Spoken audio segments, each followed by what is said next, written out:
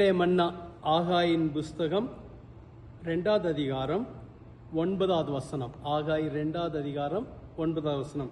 முந்தின ஆலயத்தின் மகிமையை பார்க்கிலும் இந்த பிந்தின ஆலயத்தின் மகிமை பெரிதாயிருக்கும் என்று சேனைகளின் கர்த்தர் சொல்லுகிறார். இவ்விடத்தில் சமாதானத்தை கட்டளையிடுவேன் என்று சேனைகளின் கர்த்தர் உரைக்கிறார் என்று சொல் என்றார்.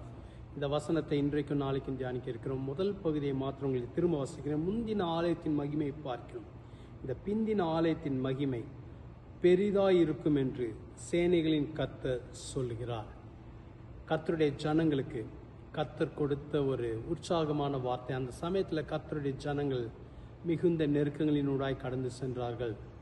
கர்த்தருடைய ஆலயத்தை செருபாபேலும் மற்றவர்களும் கட்டுகிற ஒரு சூழல் இருந்தது. அப்பொழுது கர்த்தர் அவங்களுக்கு உற்சாகப்படுத்துகிறார். முந்தின ஆலயத்தின் மகிமையை பார்க்கலாம், பிந்தின ஆலயத்தின் மகிமை பெரிதாயிருக்கும்.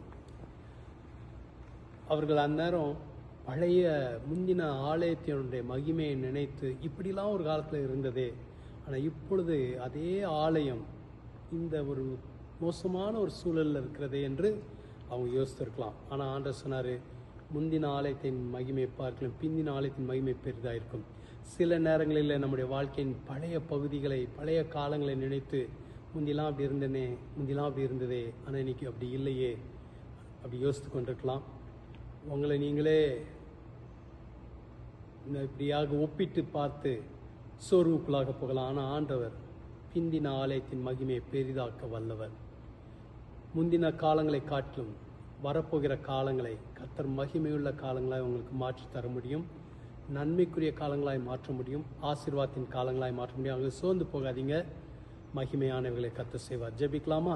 எங்களை அதிகமாக நேசிக்கிற நல்ல ஆண்டவர், யாரெல்லாம் சோர்ந்து போயிருக்கிறாங்களோ, பழைய காலங்களோடு ஒப்பிட்டு சோர்ந்து போயிருக்கிறவங்களெல்லாம் உற்சாகப்படுத்துங்க. அவங்க வாழ்க்கையில் மகிமையானவர்களை செய்வீராக.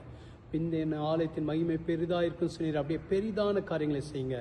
இந்த நாள் அற்புதத்தின் நாளாக இருக்கட்டும். சோர்வுகளை நீக்குங்க. இயேசுவின் மூலம் ஜெபிக்கிறோம் பிதாவே, ஆமென். கர்த்தர் உங்களை ஆசீர்வதிப்பாராக. ஆமென்.